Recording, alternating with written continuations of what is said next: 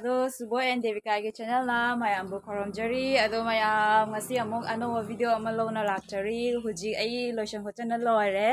ꯍꯧꯖꯤꯛ ꯑꯩꯈꯣꯏꯁꯦ ꯀꯣꯏꯕ ꯆꯠꯇꯣꯔꯤ ꯑꯗꯨ ꯀꯣꯏꯕ ꯆꯠꯇꯣꯏꯁꯦ ꯀꯔꯝꯕ ꯃꯐꯝꯗꯅꯣ ꯑꯗꯨ ꯌꯦꯡꯃꯤꯟꯅꯔꯁꯤ ꯃꯌꯥꯝ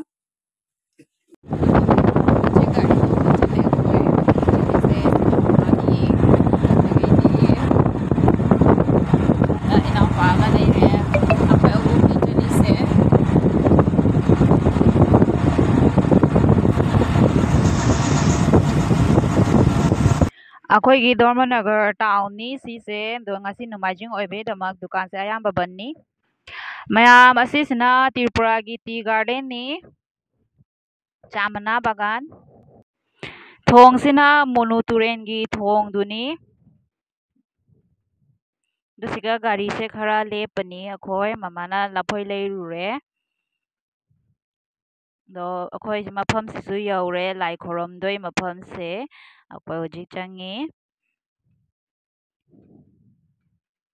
ꯑꯩꯈꯣꯏ ꯍꯩꯔꯣꯛꯁꯤꯡꯁꯦ ꯄꯨꯊꯣꯛꯑꯦ ꯂꯥꯏꯁꯪꯁꯨ ꯍꯥꯡꯗ꯭ꯔꯤ ꯍꯧꯖꯤꯛ ꯑꯩꯈꯣꯏ ꯈꯔ ꯉꯇꯥꯅ ꯍꯜꯂꯛꯑꯦ ꯃꯌꯥꯝꯁꯨ ꯂꯥꯛꯅ ꯁꯤꯗ ꯂꯩꯔꯤ ꯑꯗꯣ ꯂꯥꯏ ꯈꯣꯏꯔꯝꯕ ꯍꯧꯔꯦ ꯍꯧꯖꯤꯛ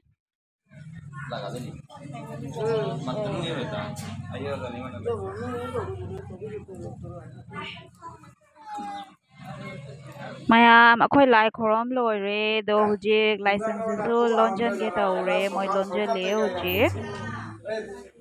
ꯂꯥꯏ ꯈꯣꯏꯔꯝ ꯂꯣꯏꯔꯕꯅꯤꯅ ꯍꯧꯖꯤꯛ ꯑꯩꯈꯣꯏ ꯈꯔ ꯍꯧꯖꯤꯛ ꯆꯥꯒꯦ ꯇꯧꯔꯤ ꯑꯌꯨꯛꯇꯤ ꯀꯩꯁꯨꯝ ꯆꯥꯗꯅ ꯆꯠꯄꯅꯤꯅ ꯑꯗꯨꯅ ꯍꯧꯖꯤꯛ ꯈꯔ ꯆꯥꯅꯕꯒꯤ ꯍꯣꯇꯦꯜ अमदा लैरी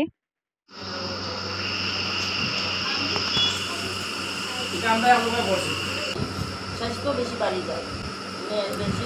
স্বাস্থ্য কম তো বেশি দেখি না ꯑꯩꯈꯣꯏ ꯂꯣꯏꯅ ꯂꯥꯛꯑꯦ ꯑꯗꯣ ꯍꯧꯖꯤꯛ ꯑꯩꯈꯣꯏ ꯙꯔꯃꯅꯒꯔꯗ ꯌꯧꯔꯦ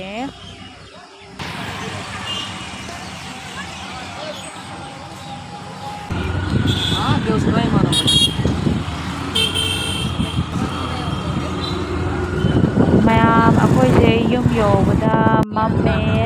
ꯊꯦꯡꯉꯦ ꯌꯨꯝ ꯌꯧꯕꯁꯦ ꯑꯗꯣ ꯃꯌꯥꯝ ꯌꯨꯝꯗ ꯌꯧꯔꯦ ꯍꯧꯖꯤꯛ ꯑꯩꯈꯣꯏ ꯐꯤꯔꯣꯟꯒꯁꯨ ꯍꯣꯡꯅ ꯂꯣꯏꯔꯦ ꯒꯥꯔꯤ ꯇꯣꯡꯕꯅꯁꯨ ꯋꯥꯕꯅꯁꯨ ꯂꯣꯏꯔꯦ ꯑꯗꯣ ꯃꯌꯥꯝ ꯑꯩ ꯉꯁꯤꯒꯤ ꯚꯤꯗꯤꯑꯣꯁꯤ ꯁꯤꯗ ꯁꯨꯝ ꯂꯣꯏꯁꯤꯟꯖꯔꯒꯦ ꯑꯗꯣ ꯃꯌꯥꯝ ꯃꯊꯪꯒꯤ ꯚꯤꯗꯤꯑꯣꯁꯤ ꯁꯨꯝ ꯊꯝꯅꯔꯁꯤ